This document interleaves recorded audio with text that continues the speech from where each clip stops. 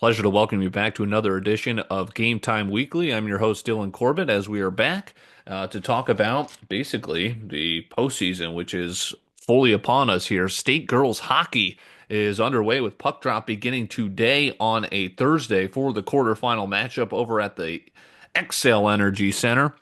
And that's where we'll start. But of course, we've got boys sections for hockey, and then we've got the postseason right around the corner for both girls and boys hoops. So let's start. We've got highlights for you, but first, do want to give a congratulations to the Farmington Lady Tigers, champions of Section 1, another incredible year, which isn't done yet. But what did they get for winning the section with a fantastic finish there?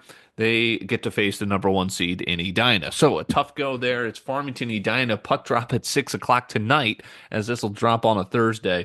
So we wish the Lady Tigers best of luck here as they win Section 1. Are at state, which begins here tonight with the quarterfinals, but they do get to face the champs of Section 6 in Edina, and of course the number one overall seed.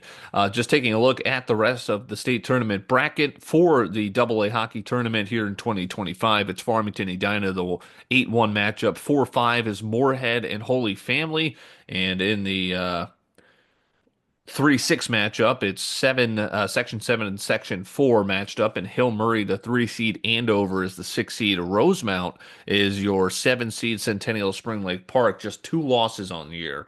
The 2 seed. Edina has just 3 losses and 1 draw, and they've got the incredible 23 wins.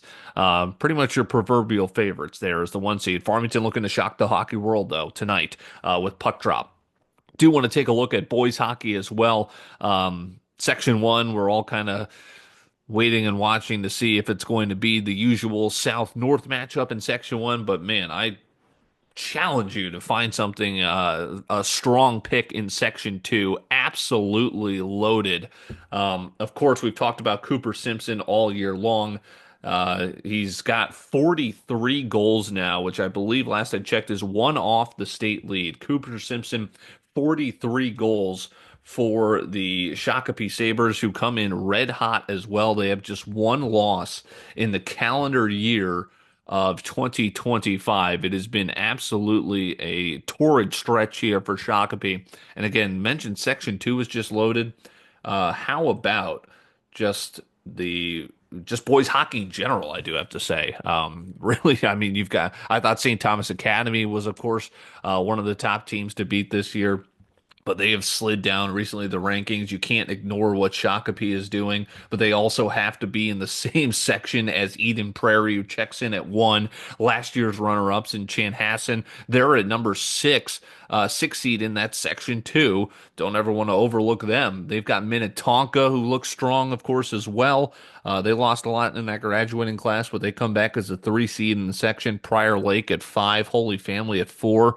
I mean, my goodness, Shakopee 2, Eden Prairie 1. Section 2 is loaded, but then you just look at, I mean, really overall in the boys hockey rankings, kind of pick and choose, and you're going to get a good hockey club there in terms of who you think's going to do it. Hill Murray clocks in at the most recent rankings from 2 days ago. Moorhead, of course, just 2 losses. Stillwater's been sneaking up there at 3. Rogers, you can't overlook.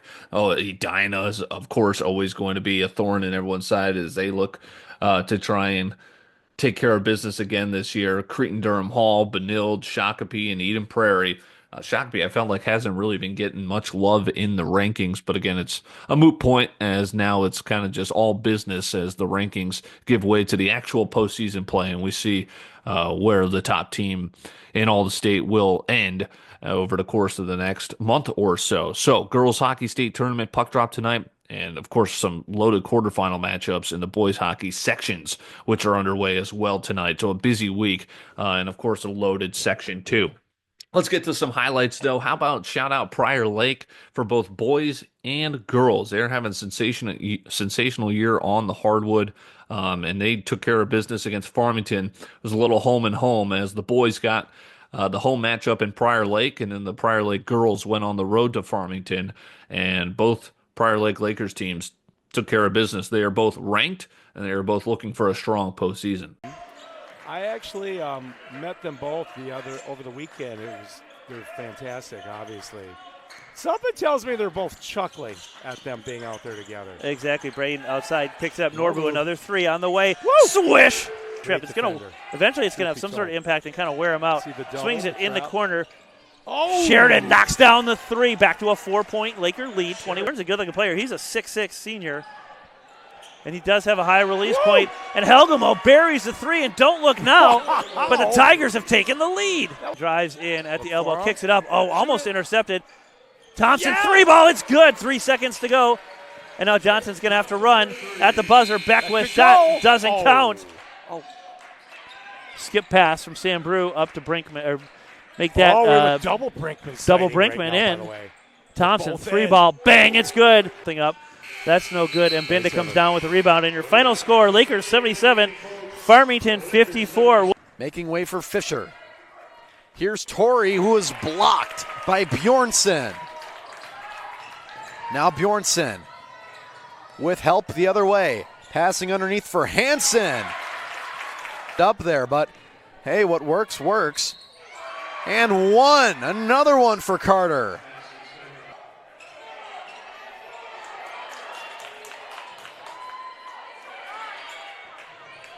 And Hendrickson hits the three.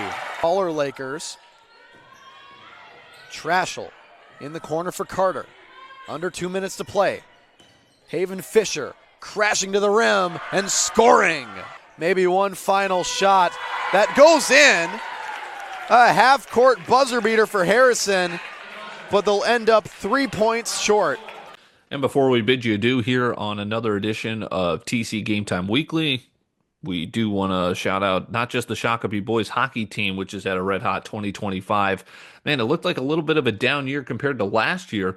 And now this year, the Shakopee boys quietly in 2025, same deal. Calendar flips over. New year 2025, still in season, but something's clicked.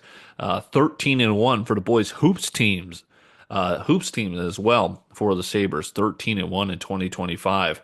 And of course, looking to make a run as they will try and get to state. So Shakopee, both boys hockey and boys hoops, revving and firing on all cylinders at the right time here. So we'll take a look at what's going on over the course of a loaded weekend, of course, in the winter season in the great state of Minnesota. And we'll be back to recap it next week here on TC Game Time Weekly.